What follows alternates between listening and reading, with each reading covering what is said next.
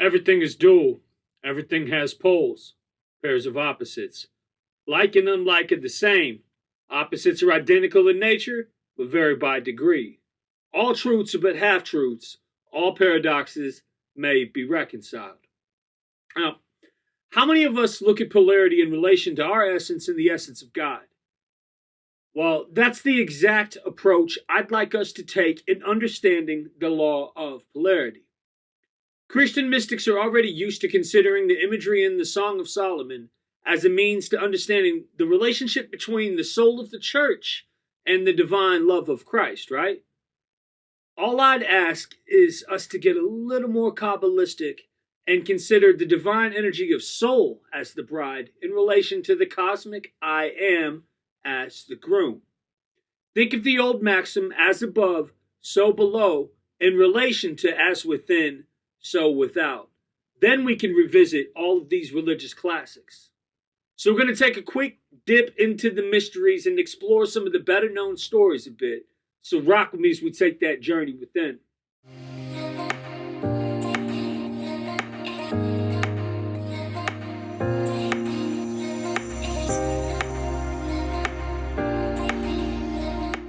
What up, though? It's your boy Justin. Welcome back to the Mystical Mind State. Today we're looking at the principle of polarity and how it leads us away from the dualistic nonsense we find in most dogmas. If you're new to mystical ideas, I'll gladly bring you up to speed. The principle of polarity exists to teach us one thing. Duality is a cosmic lie. That's it. There is only divine union, and nothing is a complete and independent piece of said union. Every division we think exists is but an illusion based on how our perceptions have developed via the five senses. Because we feel like these individuals completely independent of everyone else, we treat others like they're separate from us. Sometimes they're even unimportant. But even these notions loosen at points. Because there is no absolute truth. There is no permanent, fixed state of isness. This isn't the matrix in a computational sense where we exist as bits of data on a solid state drive, right? Unless that's why everything shifts. Heraclitus, our man in Ephesus, was 100% right when he said nobody steps in the same river twice. Strangely enough, that may be the only intrinsic truth we've discovered. So here's what I want us to do first. Find something that has the quality of a singularity.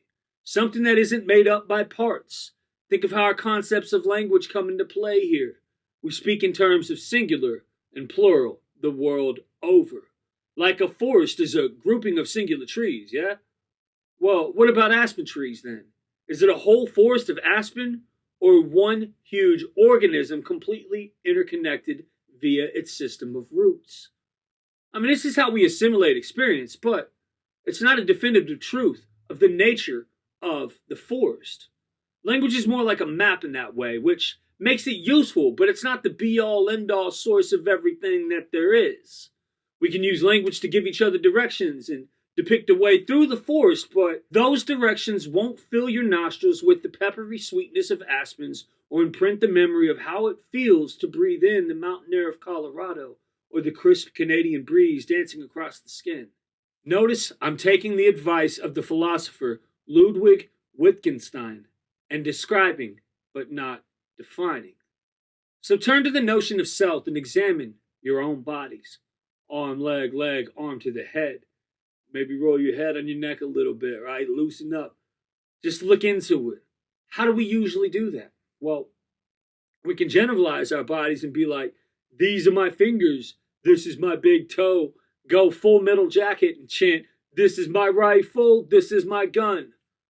But even our experience of these parts we identify and name aren't exactly defined by our labels. Like, where does your shoulder cease to exist and your arm begin? Where does one's wrist become their hand? Is this my neck head or what? Thus is the nature of subjective experience. A lot of the assumptions of labels don't necessarily match our direct experience. It's one of those aha moments, right? This is why duality, an instance of opposition or contrast between two concepts or two aspects of something, is so damaging to the human experience. This either or ego minded mentality has caused a lot of conflict and drama throughout human history. Think of when dualism is first introduced in the Tanakh. God knows well that when you eat of it, your eyes will be open and you will be like gods who know good and evil. Of course, yada, knowing, means to intimately know and usually carries a sensual undertone. But again, we see ayin, a singular eye, the same ayin found in the passage attributed to Yeshua, where he says, the eye is the lamp of the body. So then if your eye is clear, your whole body will be full of light. Light being a symbol of life as we know it today. Think of solar energy and what light provides us on one hand and illumination on the other. Our conscious awareness sheds light on a situation, right?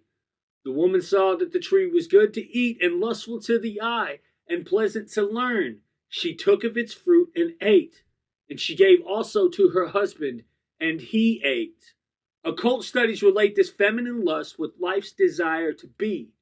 The divine bride thus brings fruit to her husband so he may know as well. Humankind fell from the realm of cosmic union and awakens in physical form. Our conscious and subconscious experience separation within, and our physical form no longer innately senses our interconnectedness to the divinity in existence itself. Individuality becomes a thing, and an us versus them shift begins to happen. A covetous nature arises. Brother kills brother as our sense of personal importance, my emotions, my well-being, my needs becomes more important than those of others. Like we know we matter, so forget them. Another one of those quips Ludwig uses hits the nail on the head. One of the most misleading representational techniques in our language is the use of the word I. Da'at in Hebrew alludes to sex consciousness. Adam knew Eve, and the tree of knowing is evolution and death, but these facets are interconnected. So let's end here for a bit and laugh about it. Did you hear about the Buddhist coroner that got fired today? Yeah, she kept concluding that birth was the cause of death. Peace.